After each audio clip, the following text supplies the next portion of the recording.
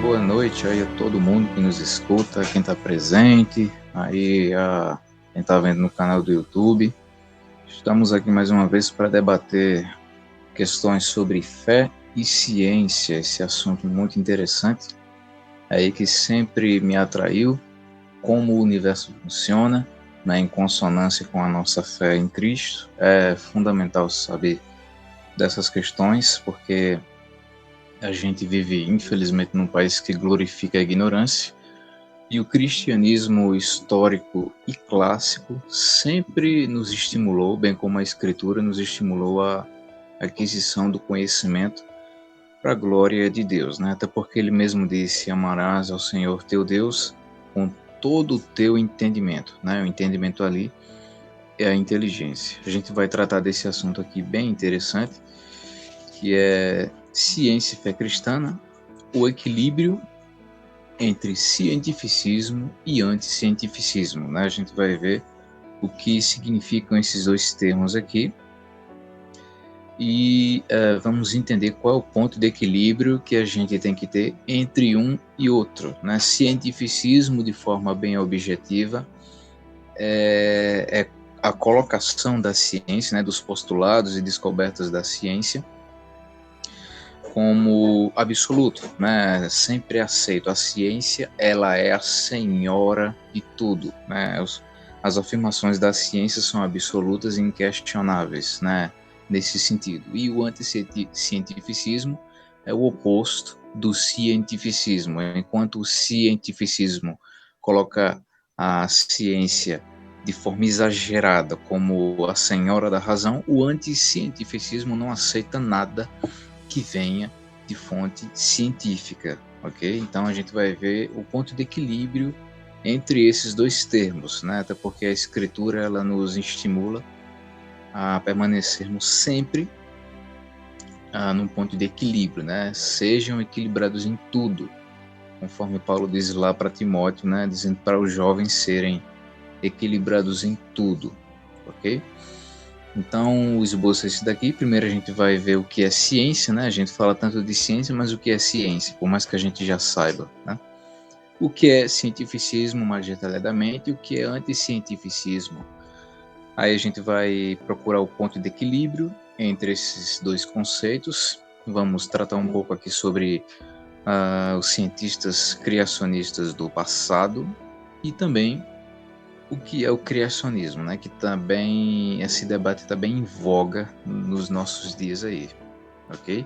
E logo em seguida nós vamos fazer algumas aplicações do ensino que a gente vai obter aqui na sala de hoje, tranquilo? Então vamos começar aqui fazendo uma oração breve, a fim de que o Senhor ele nos ajude, nos abençoe e nos dê graça para tratar desse assunto aqui, né? Vamos orar. Deus, em nome de Jesus, queremos pedir para que o Senhor esteja conosco.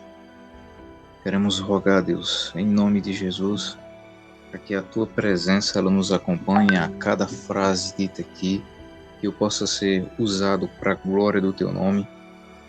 Nós vamos tratar de um assunto aqui complexo, de um assunto que exige, Deus, a Tua presença, que exige a inteligência que o Senhor confere a todos aqueles que vão tratar de questões acerca da Tua pessoa, Senhor.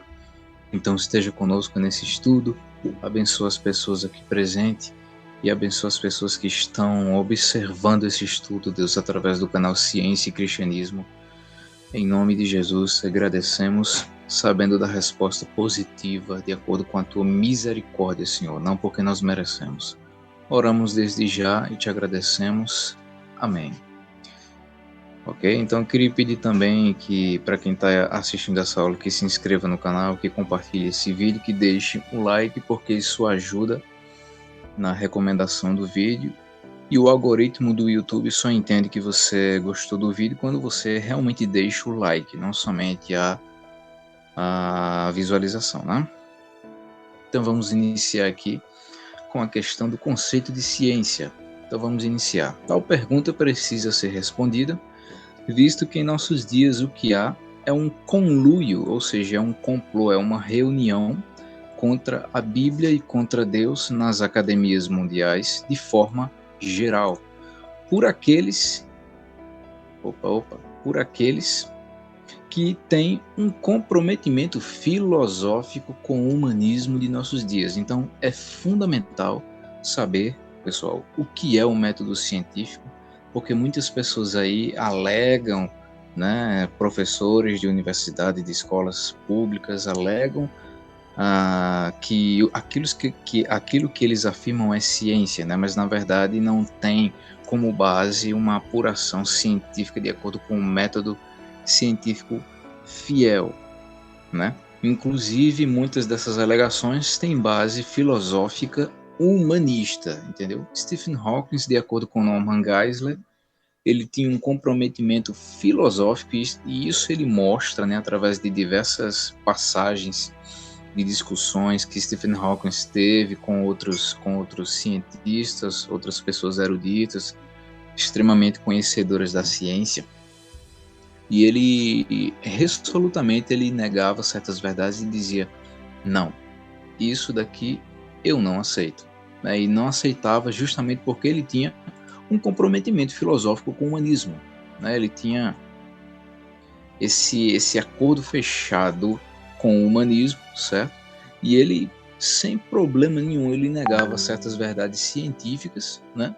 Que tinham base no método científico, certo? Então, para que a gente não seja enganado, é fundamental saber o que é um método científico, né? O que é a ciência que advém do método científico. Então, o método científico tem sua origem em Francis Bacon, né, que viveu ali entre o século XVI e XVII, considerado o fundador da ciência moderna, certo? E esse método científico, criado por Francis Bacon, foi aperfeiçoado por René Descartes. Esse método adota como base a observação e a experimentação. Então, observem só, esse aqui é um método científico. Inclusive, vocês falem aí no chat que eu vou estar observando aqui perguntas, colocações. Se vocês não estiverem me escutando direito, falem, ok? Que eu vou estar observando aqui no chat. Esse daqui é um método científico, tranquilo? O método científico, ele começa aqui na observação, né? Pelo que eu vi, ele começa na observação. A observação ela deve ser sistemática e controlada, ok? Da observação seguem-se os fatos que devem ser verificáveis. Depois dos fatos verificáveis vem a geração das hipóteses que devem ser testáveis e falseáveis, entendeu? Tem que haver a possibilidade de falsear as hipóteses. E logo em seguida vem a geração, a formulação da teoria científica, que nada mais é do que um conjunto indissociável de todos os fatos, certo? E hipóteses harmônicos entre si. E logo em seguida, vem isso daqui, vem as chamadas, no caso, as implicações, que são as conclusões e as previsões que a teoria gera. Logo em seguida vem os experimentos, que geram novas observações, né? E uma análise lógica. E aí vem os novos fatos, ok? Os novos fatos. A partir daí a gente faz uma pergunta. Quem está nesse processo aqui faz a seguinte pergunta: os resultados corroboram a teoria? Né? O resultado vai de acordo com a teoria? Se sim, né, aí eu volto para cá, para a teoria novamente, sigo as implicações e vou para os experimentos para chegar em novos fatos e perguntar novamente: os resultados confirmam a teoria? Né? Se não confirmarem a teoria, aí eu vou passar pela reciclagem da hipótese, eu chego aqui, vou novamente observar o objeto, vou verificar os fatos, certo? Vou chegar na minha hipótese, vou testar e vou falsear a minha hipótese, vou chegar na teoria novamente. E assim o processo vai, minha gente. Então, talvez vocês não tenham entendido muito bem como é que funciona isso daqui, até para mim mesmo é complexo, porque eu sou amador do assunto, eu não sou um cientista, eu sou, na verdade, alguém que se interessa pelo assunto e procura as melhores informações para poder se basear, certo? O que eu quero mostrar com isso daqui é que o método científico, ele é bem elaborado, certo? Ele é bem estruturado, então ninguém pode chegar assim com tanta ousadia e dizer certa declaração sem base científica, entendeu?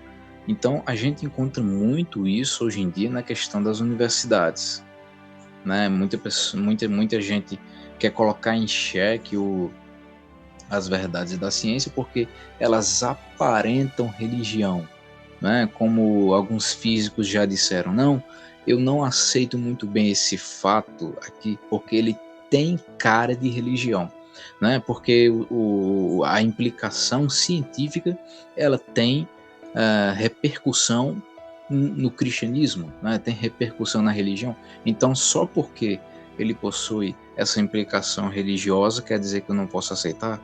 Bem, isso aí é inválido, cara, né? Isso aí mostra que o indivíduo ele tem, infelizmente, uma tendência a acreditar que é verdade somente aquilo que está de acordo com os pressupostos dele, né? Isso daí, na verdade, é um absurdo, né?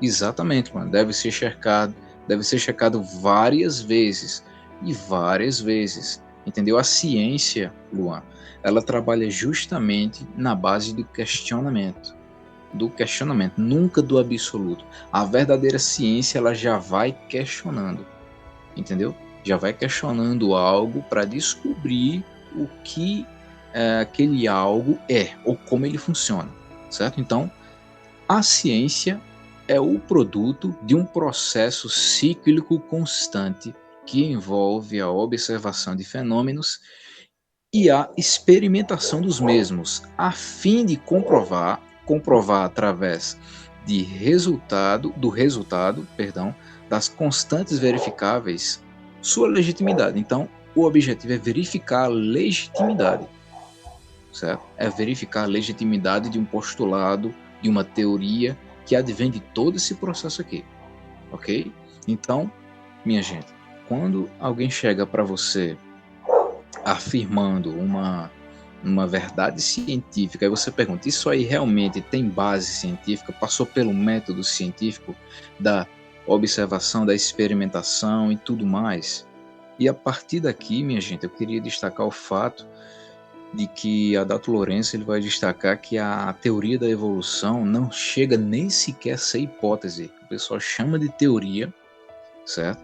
Mas não chega nem sequer a se encaixar aqui numa hipótese, porque ela não pode ser falseada, certo? Não existe uma maneira de testar nem falsear aqui a questão da evolução, entendeu? O que existe, na verdade, de acordo com o conhecimento que eu adquiri, é uma microevolução, não uma macroevolução. Microevolução tem a ver, na verdade, com variações. Inclusive, o próprio Augustus Nicodemos também vai citar essa questão no sermão expositivo que ele faz no livro de Gênesis. E o que existe é uma microevolução. Você verifica uma espécie de pássaro que numa determinada região tem um bico pequeno, em outra região ele tem um bico maior, né? Tem um bico mais pontudo, outro é um bico mais achatado e assim sucessivamente. Então o que existe é uma microevolução, certo? Não existe uma macroevolução de caráter radical, certo? Um peixe se transformando num réptil, certo? E um réptil se transformando, não sei, um macaco ou coisa dessa espécie. Isso aí é uma evolução radical, né? Uma macroevolução que não tem consistência, ok? Até porque as espécies de animais que a gente tem hoje em dia eles possuem uma complexidade irredutível. O que é a complexidade irredutível, Sérgio? É quando, no caso, vamos supor, existe uma máquina, certo? Um relógio de pulso, ele não funciona sem seus componentes. Se você tirar um dos componentes sequer, o relógio não vai funcionar direito. Então, os animais funcionam semelhante a isso, certo? Eles funcionam da seguinte maneira: se você tirar um dos elementos que compõem a máquina, eles não vão funcionar direito, ok? Como a máquina do tentáculo da salmonela, né, citado inclusive por Adalto Lourenço. A salmonela ela possui um mecanismo de propulsão da barbatana dela que é algo impressionante, né? É uma máquina super organizada. E se você tirar um dos elementos da máquina, ele não funciona direito. Então, né? A gente vê aí que a macroevolução é muito complicada de acontecer, justamente porque ela esbarra na complexidade irredutível presente nos animais aí, ok? Então é fundamental sabermos como a ciência funciona, justamente para não cairmos em todo tipo de ideologia comprometida filosoficamente com qualquer linha de pensamento. A ciência deve guiar-se pela honestidade, certo? E pela avaliação e exposição clara dos fatos e não na manipulação dos mesmos para o nosso bel prazer, certo? Então, fato é fato e não deve ser manipulado para beneficiar nada nem ninguém, ok? Tranquilo, minha gente. Agora vamos tratar do que é o cientificismo. O que é o cientificismo? Cientificismo, mas meu Deus, esse programa aqui tá me trollando, eu vou te contar, viu? Me ajude. Ok, tranquilo. Cientificismo é uma doutrina filosófica que afirma ser a ciência superior a qualquer outro saber ou conhecimento usado para compreender a realidade ou que considera definitivos os conhecimentos científicos. Então, no caso, aqui é quase que uma deidificação da ciência, do cientificismo, né? Não, tudo é explicado pela ciência. A gente sabe que isso aqui não ocorre, né? A gente vai ver um pouco mais na frente e vai entender que não é dessa forma que ocorre. E o que é anticientificismo? Anticientificismo é o outro extremo disso e nega a aplicação ou consideração de quaisquer informações advindas da aplicação de métodos científicos. Ambas as doutrinas, cientificismo e anticientificismo, são as duas pontas de uma corda. São como o feminismo e o machismo, pessoal. O feminismo, minha gente, ele surgiu como uma resposta ao machismo.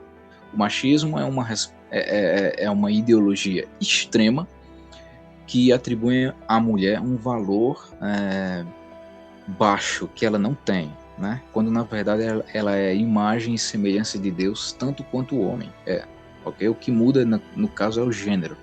E aí surge o feminismo como uma resposta oposta ao machismo. Então, o cientificismo é um extremo e o anticientificismo é outro, né? O anticientificismo diz que a ciência ela não tem autoridade, né, para explicar as coisas. Tudo aquilo que advém da ciência é negado pelo anticientificismo. A primeira corrente de pensamento, que é o cientificismo, é uma resposta extrema ao extremismo da segunda ideologia, como eu já falei. Vamos citar um exemplo aqui de um movimento anticientificista, né, que no caso é o terraplanismo. Quem aí já não ouviu falar do terraplanismo aí, ou já discutiu com um terraplanista, né, ou encontrou pessoas que estavam se deixando levar por isso, né? Interessante é que o terraplanismo, minha gente, é algo milenar, né, se não secular, não estou lembrado muito bem, mas é algo bem antigo, né, e mesmo assim encontra espaço, né, e repercussão, ainda que negativa, né, no meio acadêmico. E essa ideia baseia-se em observações e experimentações sem consistência e que desconsideram outras leis científicas já descobertas. Então, é um movimento anticientificista, né, que na verdade tem base não científica. Então, é meio complicado dizer que a Terra plana é um movimento de ciência, porque na verdade eles negam as verdades da física e tudo mais. É meio complicado isso daí, né? Então, inclusive eu estava vendo no YouTube estava vendo um vídeo sobre um físico refutando um terraplanista, e no vídeo que ele estava refutando dizia o seguinte: as pessoas que dizem que a Terra é redonda mostram diversas evidências aí de que a Terra de fato é redonda, né? Mas evidências não são provas. Aí eu fiquei parado assim observando. Evidências não são provas? Então evidência é o que, meu amigo? Se evidência não é prova, né? Então é para você ver a que nível chega o absurdo, né? E se vocês procurarem um canal no YouTube chamado O Fisiculturista, vocês vão encontrar lá ele reagindo também a um vídeo de um indivíduo que é terraplanista sendo abordado por diversos físicos, né? para tentarem, que querem convencer ele a deixar o posicionamento do terraplanismo. Nossa, cara, é impressionante os argumentos que ele apresenta. Apresenta argumento com base em vídeo do YouTube que mostram coisas absurdas que não tem base científica nem coisa dessa espécie. Chega a ser engraçado, certo? Chega a ser engraçado isso daí. Então, a gente tem essas duas ideias aqui. A gente tem tanto o cientificismo aqui quanto o anticientificismo, beleza? Tem essas duas ideologias aqui que são as duas pontas, né, de uma mesma corda. Luan, tem muitos ainda que acreditam nesse movimento. Pois é, rapaz, é um movimento milenar, certo? E, infelizmente, ganha espaço, pessoal, ganha espaço. E a gente vai entender daqui a pouco por que ele ganha espaço. A gente vai meditar sobre isso também. Então vamos encontrar o equilíbrio, né? Vamos encontrar o ponto central, a fim de que a gente não queira deidificar a ciência, né? Dar um status que ela não tem, e nem negue tudo que vem dela, né? Vamos encontrar o ponto de equilíbrio. Então nunca houve uma produção de ciência tão grande em toda a história humana quanto hoje em nossos dias. Basta um clique para abrir a janela do mundo do conhecimento, né? A internet está aí para provar isso. Então, nesta era, mais do que nenhuma outra, somente permanece na ignorância aquele que opta por fazê-lo. Só permanece na ignorância, minha gente, quem quer. Só não estuda nessa nossa era quem não quer, ok? Muito tem se discutido sobre a questão do criacionismo também. A gente vai tratar um pouquinho sobre isso logo em seguida. Como cristãos, a Escritura nos ordena a não permanecermos na falta de conhecimento, sendo ele, o conhecimento, a causa de muitos problemas e de intempéries que nos sobrevêm. Como exemplo deste mandamento, temos o apóstolo Pedro, aquele que não era inicialmente tão versado na palavra de Deus, né? Ele diz que devemos estar prontos a explicarmos a razão de nossa fé ante aqueles que nos questionam. Olha só o que foi que Pedro disse aqui. Vamos lá. Antes, santifiquem Cristo como Senhor no coração. Estejam sempre preparados para responder a qualquer que lhes pedir a razão da esperança que há em vocês. Então, pessoal, como é que eu vou dar a razão da minha esperança, certo? Como é que eu vou saber explicar a razão dela se eu não estudar? Me diga aí como é que eu vou fazer isso, né? Me diga como é que eu vou fazer isso dando explicações que não têm base científica, ou no meu achismo, né? Abandone o achismo, minha gente. Procure ler, certo? Procure fonte confiável. Muita fake news se espalha no Brasil porque o pessoal não procura estudar, tem preguiça de ler um livro, tem preguiça de entrar no site para verificar a notícia. Então, se existe um povo que tem que haver coerência naquilo que ele fala, se chama povo cristão. Então nós temos o exemplo aqui do próprio Pedro, que nos estabelece esse ponto de equilíbrio, mas também temos outros aqui, ó. Um exemplo vívido desta verdade divina é também o próprio apóstolo Paulo, Timóteo e o profeta Daniel. Temos três aqui. Vamos começar por Paulo. Olha o que Paulo vai dizer em 2 Timóteo. Quando você vier, traga a capa que deixei na casa de Carpo, em Troade, e os meus livros, especialmente os pergaminhos. Então Paulo disse, traga-me, Timóteo, os meus pergaminhos, porque eu quero ler. O cara estava prestes a morrer e queria ler. Então olha só o estímulo que Paulo dava, o exemplo de vida que ele dava. E o que é que ele dizia indiretamente? Estude. Né? Inclusive ele diz em Tessalonicenses 4, 1 Tessalonicenses capítulo 4, verso 8, ele vai dizer, no demais, irmãos, tudo que for verdadeiro, honesto, justo, puro, amável, de boa fama, se há alguma virtude, se há algum louvor, nisso pensai. Então, ele seguia à risca aquilo que ele recomendava, certo? Então, perceba aqui que Paulo não permanecia e nem dava vazão para quem queria permanecer na ignorância.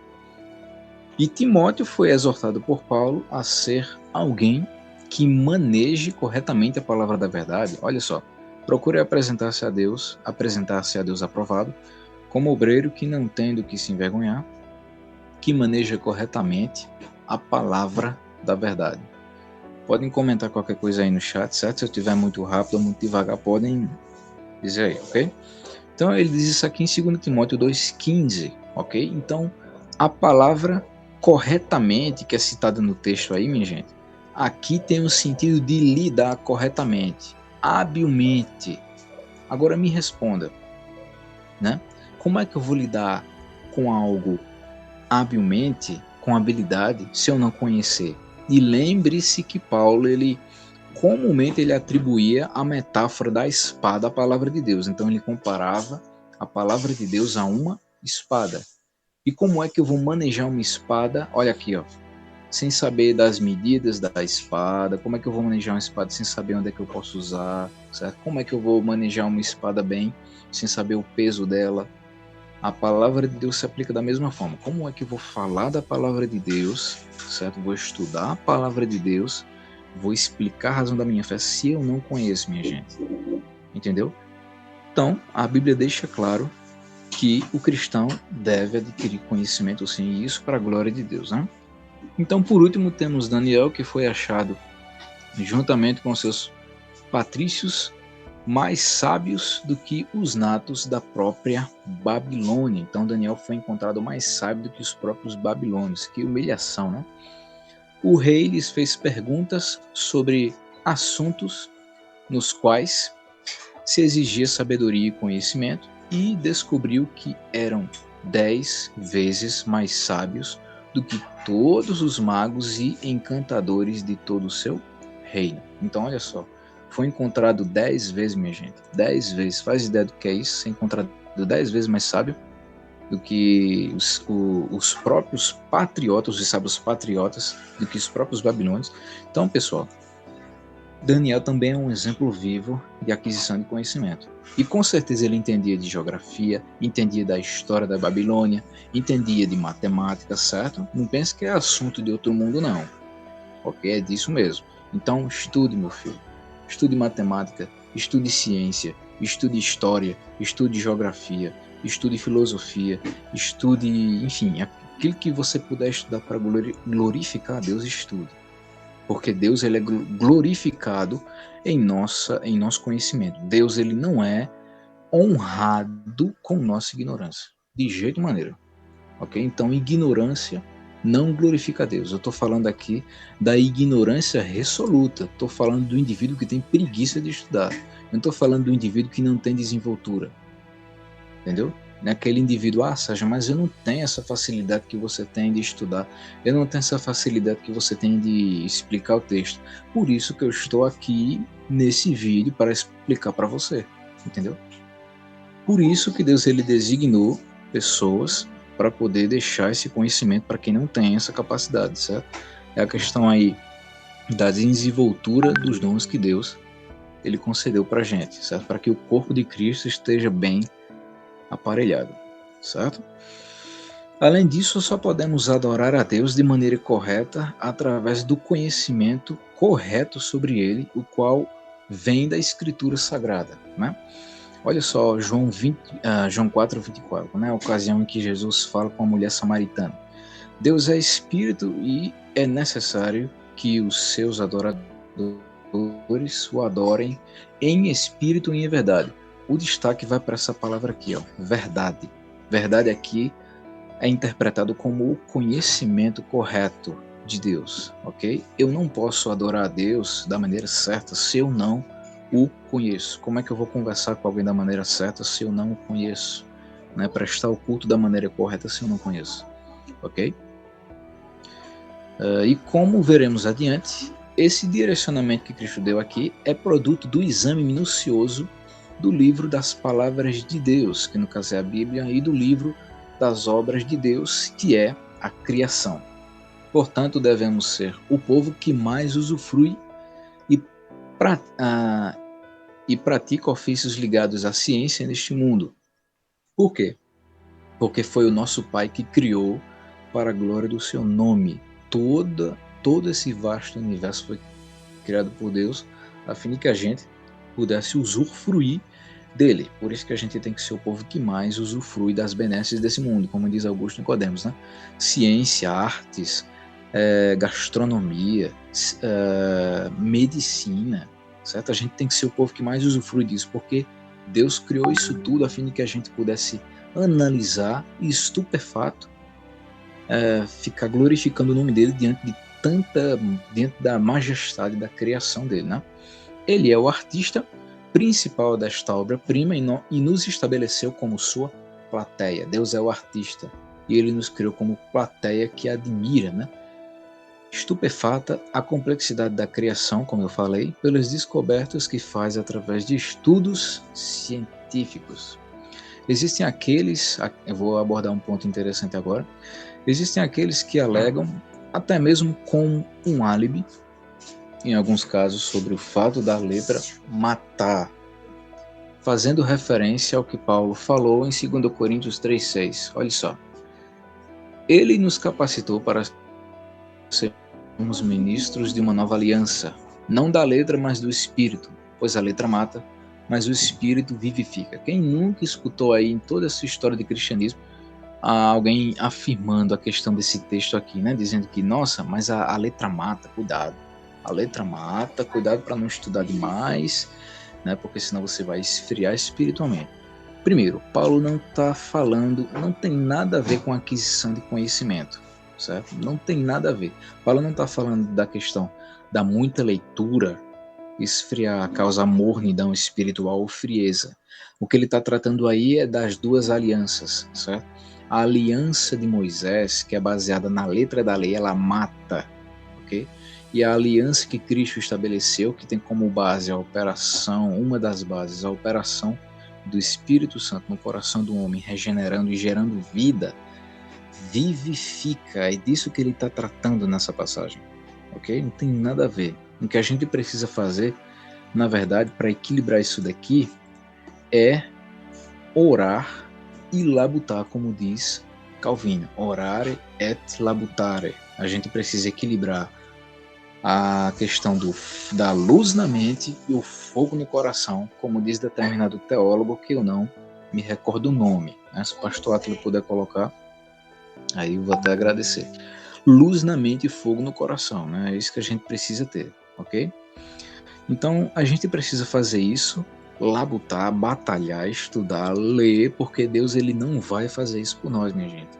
Naquilo que a gente pode fazer, Deus não moverá uma Quem fala palha muito sequer. é o Hernando Dias Lopes. Hernando Dias, né? Hernando Dias Lopes. Pronto, então está estabelecida essa questão aí, que a gente precisa equilibrar essas duas coisas, né? Porém, existe uma realidade chamada legalismo, né? Isso aí eu tenho que reconhecer.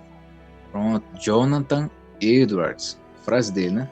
Não é necessário ter luz na mente e fogo no coração. Valeu aí, Esther. Porém, eu também não posso deixar de destacar o fato, minha gente, de que existe o chamado legalismo, né? Que está ligado à consideração extrema de preceitos em detrimento da verdadeira piedade sadia e transformadora. Ou seja, eu prefiro priorizar aqui o cumprimento dos preceitos em prejudicamento, certo? Prejudicialmente a uma piedade, a uma vida espiritual produtiva e verdadeira, né? O caso mais vívido disso aqui que a gente está tratando são os fariseus da época de Jesus. Eles criaram preceitos de forma exagerada, exacerbada e fundamentaram a sua falsa piedade naquela quantidade absurda de regras. Inclusive, se eu não me engano, eram mais de 600 preceitos somente para a guarda do sábado. Era algo surreal, absurdo, né? Então eles negavam os elementos fundamentais de uma vida santa. Inclusive, quem nunca leu aqui Mateus 23, né? Eu chamo esse capítulo aqui de capítulo da chicotada, porque o capítulo inteiro é só chicotada. Então Jesus fala: ai de vocês, mestres da lei e fariseus hipócritas, vocês dão o dízimo da hortelã, do endro e do cominho, mas têm negligenciado os preceitos mais importantes da lei, a justiça, a misericórdia e a fidelidade. Vocês devem praticar estas coisas sem omitir aquelas. Ou seja, vocês podem dar o dízimo daquilo, mas não omitam, né? Não omitam essas daqui, a justiça, a misericórdia e a fidelidade. coisas que Deus ele valoriza sobremaneira, entendeu? Então perceba só que isso aqui é um legalismo. Os caras eram mestres da lei, eram escribas, entendiam da letra da lei muito bem, certo? Mas a vida espiritual dos caras era uma negação. Então realmente tem que haver isso daí, né? A gente tem que tomar cuidado com o legalismo, né? Inclusive também com o antinomismo, como Augusto Nicodemus fala. O antinomismo é o oposto do legalismo. O interessante é que tudo tem seu outro extremo, né, rapaz? Quando não é 8, é 80, como diz o nosso ditado aqui do Nordeste. Quando não é um extremo, é o outro, né? Então, o conhecimento que adquirimos deve ser vertido em obras piedosas e bondosas que culminem em elogios para Deus. Paulo combateu alguns coríntios que estavam a opinar soberbamente a questão de comer ou não carne sacrificadas aos ídolos, né? Porque alguns dos coríntios lá diziam: não, nesse assunto você não precisa nem me falar nada, Paulo, porque eu entendo, eu tenho conhecimento. Aí Paulo diz o seguinte: com respeito aos alimentos sacrificados aos ídolos, sabemos que todos temos conhecimento. O conhecimento traz orgulho, mas o amor edifica, né? Então o conhecimento sem a devida aplicação, ele traz orgulho. Se não houver amor, certo? Ele somente traz orgulho. Então Paulo diz: beleza, você tem conhecimento, mas você está com uma motivação errada. A sua motivação aí é desvirtuar a fé de outras pessoas, é gerar contendas, é gerar confusão. A base do seu conhecimento aí e da exposição dele não é o amor que edifica todas as coisas, certo? Que é a base, uma das bases, um dos pilares da nossa fé. Fé, esperança e amor, né? E o maior deles é o amor, ok? Então o conhecimento, ele pode nos trazer orgulho, então a gente tem que tomar cuidado. Realmente a gente tem que tomar cuidado com isso daí, né?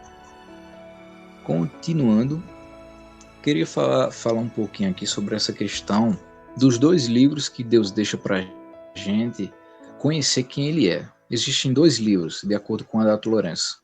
Primeiro, o livro das palavras de Deus, que é a revelação especial dele, que é a Escritura Sagrada. E o segundo livro é o livro das obras de Deus, que no caso é a criação, né? Então Deus ele nos deixa esses dois livros a fim que a gente possa conhecê-lo mais detalhadamente. Aí eu paro e pergunto para vocês aí, para Luan, para Esther, para o pastor Adler, para Jonatas, eu pergunto para vocês, de que forma eu estudo a Bíblia? Me dê um exemplo aí de como eu estudo a palavra de Deus. A resposta seria através da hermenêutica e da exegese. São dois exemplos, né? Hermenêutica e exegese, instrumentos aí muito utilizados para entender a palavra de Deus. E como é que a gente estuda a natureza, né? Que no caso é o livro das obras de Deus, né? Através da ciência devidamente estudada e estabelecida pelo método da experimentação e da observação. Então, minha gente, um método científico bem colocado e bem aplicado, certo? Ciência devidamente estabelecida vai nos gerar um bom entendimento do livro das obras de Deus. E aqui eu já queria aproveitar para dizer o seguinte, que ciência devidamente estabelecida e Bíblia devidamente interpretada nunca entrarão em contradição, certo? Porque são dois livros feitos pelo mesmo autor, certo? Pelo mesmo autor aí. É como diz Adalto Lourenço, essa é a frase dele. Ciência devidamente estabelecida e Bíblia devidamente interpretada nunca vão entrar em contradição, né? Aí se tiver a ciência que não é devidamente estabelecida e a Bíblia devidamente interpretada, vão entrar em contradição, né? Os dois devem ser devidamente abordados. Vamos dar uma olhada aqui agora no nosso passado, a fim de ver que a gente não está sozinho nessa empreitada, de que existem cientistas cristãos aí ao longo da história, ok? Eu trouxe essa charge aqui a fim de que a gente pudesse, só para descontrair um pouco, né?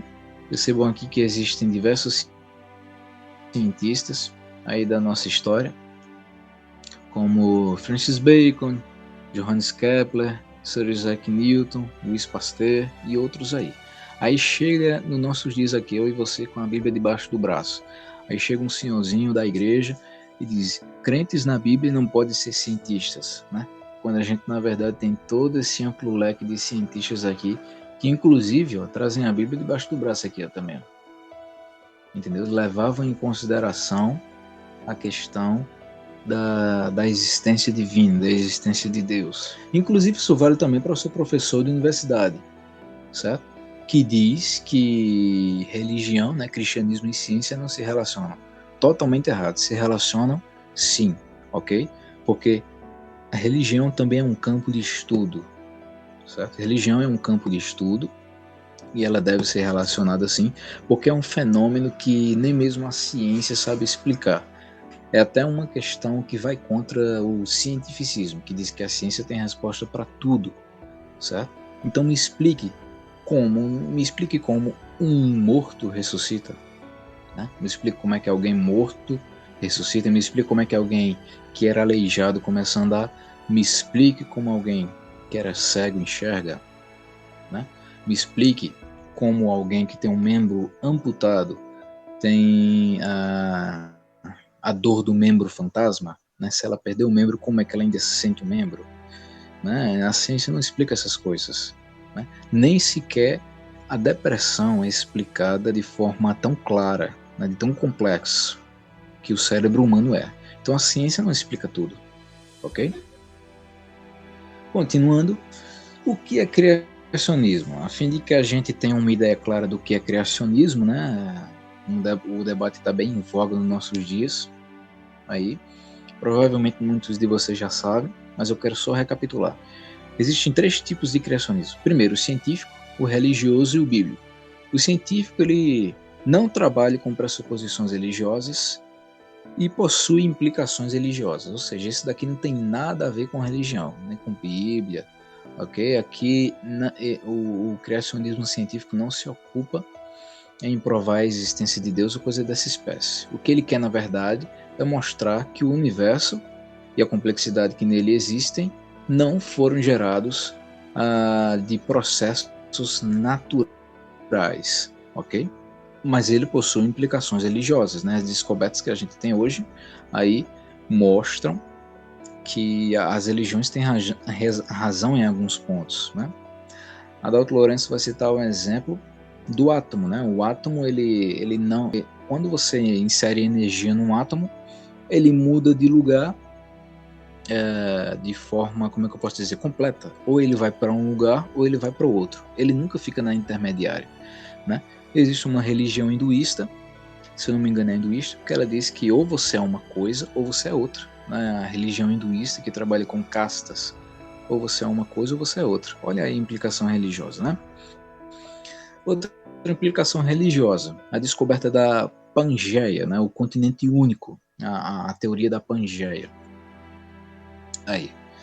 Então, o continente único também é citado na escritura quando Deus ele está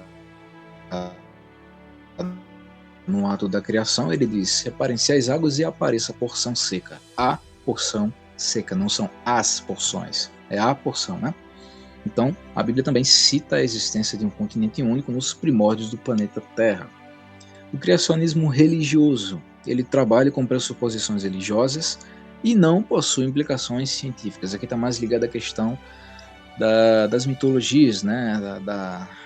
Como é que eu posso dizer? Das deontologias, né? A origem dos deuses, origem do mundo e tudo mais. E não possui implicações científicas, né? Não tem envolvimento com a ciência. E o criacionismo bíblico é fabuloso porque ele trabalha com pressuposições religiosas, certo?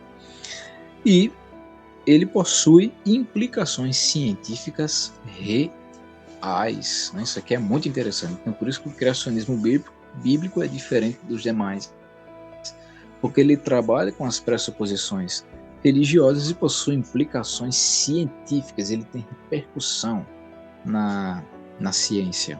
Exemplo. Vamos pegar aqui como exemplo a segunda lei da termodinâmica, a lei da entropia. Ela diz que o universo ele está morrendo, literalmente morrendo, né? O universo está saindo de níveis organizados para mais desorganizados ainda. E o que é que a Bíblia diz? Diz que o universo, no princípio, foi criado perfeito e sem defeito algum, né? Completo. Mas com o pecado de Adão, houve uma desestruturação do universo e agora o que está havendo é uma constante desorganização que vai tender para o máximo, inclusive. Né? Então, está de acordo com a ciência, uma implicação científica real, né? Que tem como base uma lei aí da termodinâmica, ok? Vamos andando, queria só citar aqui os nomes de alguns cientistas criacionistas aqui, a lista é longa, né? Mas eu gostaria de citar Francis Bacon, que, como eu já disse, foi o criador do método científico, Galileu Galilei, física e astronomia, Johannes Kepler, que também está ligado aqui à astronomia, e Adalto Lourenço vai citar que eles estão sendo colocados aqui, minha gente, não por influência religiosa, mas porque eles reconheciam que a complexidade do nosso universo não surgiu do nada. Né? A complexidade do universo não foi oriunda de processos naturais, né? Mas sim de um criador, como a gente vai ver daqui a pouco, através de algumas citações. Né? Blaise Pascal, tem muitos, né? Sir William Petrie, né? Estática e economia, e tem outros aqui, Robert Boyle, os mais conhecidos aqui, James Parkinson, né? Com certeza já escutou esse nome, James Parkinson, ligado à medicina, descobridor do mal de Parkinson, levou seu nome. John Kidd, e tem outros aqui também, deixa eu ver, Isaac Newton, né? Também nem se fala, John Dalton, com a teoria atômica moderna, Michael Faraday, eletromagnetismo, Samuel Morse, né, descobridor aí do código Morse, Joseph Henry, inventor do motor elétrico e do galvanômetro, Richard Owen, paleontologia, e foi ele que cunhou o termo dinossauro, bem interessante, né? Richard Owen era criacionista, ok? James Joule, acho que é assim que se fala, descobridor e influenciador da termodinâmica, James Maxwell, eletricidade e magnetismo, e muitos outros, né, pessoal? A lista continua, porque a Adalto Lourenço abreviou, eu também vou abreviar aqui, porque eu também não sou tão profundo conhecedor desses ramos aqui, né? A Adalto Lourenço é com seus doutorados e todo o seu conhecimento adquirido. Ok, algumas frases de alguns desses cientistas. Primeiro, William Thomson disse o seguinte: uma quantidade imensa de provas contundentes de design inteligente e benevolente encontra-se ao nosso redor.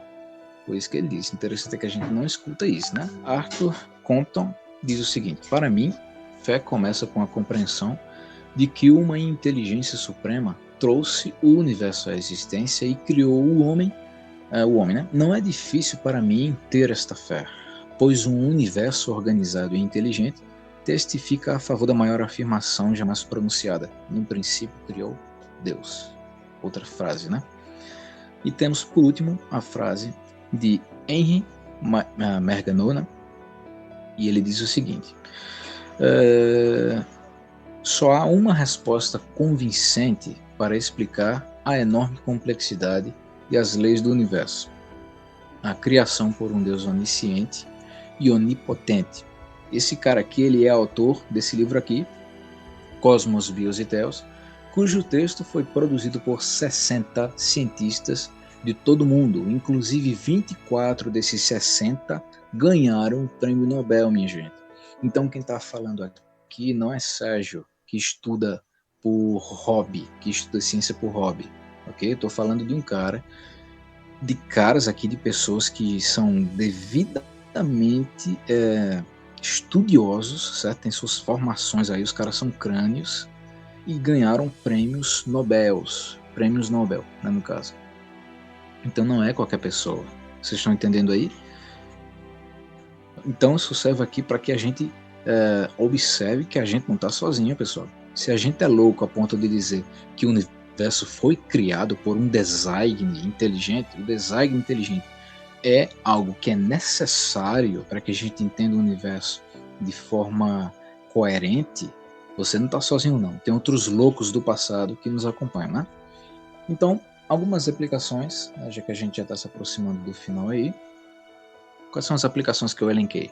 Primeiro, tenha equilíbrio em tudo na vida, porque J.C. Ryle afirmou que os seres humanos têm uma tendência constante de tender para os extremos, pessoal. Então não seja nem cientificista nem anticientificista, entendeu? Não coloque a ciência no local que ela não tem, né? Que no caso é o local do próprio Deus. A ciência é a resposta para tudo. Na verdade, a escritura é a resposta para tudo. Entendeu? A Bíblia é a resposta para tudo. E a ciência, devidamente estabelecida, estudando a natureza de forma honesta, ela também nos traz a resposta, certo? Para aquilo que Deus ele quer nos falar, né? Porque muita coisa nós não temos resposta, certo? Exemplo, a gente não sabe como é que funciona a engenharia das estrelas, certo? A gente não sabe, é algo muito complexo, essa máquina absurda, né, de geração de energia que é a estrela, ok? Então, vamos nos equilibrar, pessoal. Vamos adquirir conhecimento com toda certeza, vamos estudar, não vamos dar álibi para quem não quer estudar, né? Vamos ser coerentes. Segunda, tenha luz na mente e fogo no coração, certo? Use esse conhecimento que você adquire aqui agora nessa aula para a glória de Deus, para as pessoas verem que Deus ele tem filhos inteligentes, que Deus ele tem filhos coerentes, que Deus ele tem gente à sua disposição que realmente tem um intelecto apurado, assim como Paulo tinha e era poliglota, assim como o próprio Jonathan Edwards, citado por Esther aqui, assim como o próprio George Whitefield, né, que também era absurdo, e sem falar de Spurgeon, né, que também era outro crânio, o cara tinha uma inteligência fora do comum. Então, a terceira aplicação, para a gente encerrar, o povo de Deus deve ser aquele que mais usufrui das benesses deste mundo, porque Deus criou tudo neste vasto universo para desfrutarmos dele através da análise de sua estrutura, funcionamento, lei, gastronomia, aplicações medicinais e tudo mais. Então você me pergunta no final, você acha que quer dizer então que eu posso estudar à vontade? Sim, você pode estudar à vontade, tendo o devido cuidado de estudar da forma certa, com o método correto. A criação está aí para ser desvendada, a fim de que a gente fique maravilhado com aquilo que Deus criou para a gente. E aquilo que a gente não tem resposta, deixa para Deus, né? Deixa para Deus aí. Então, essa foi a aula de hoje. Se alguém tiver alguma pergunta, pode fazer agora. Se não, eu já vou por aqui encerrar a gravação, né? A fim de que a gente dê continuidade ao assunto na próxima aula. Tranquilo? Alguém quer?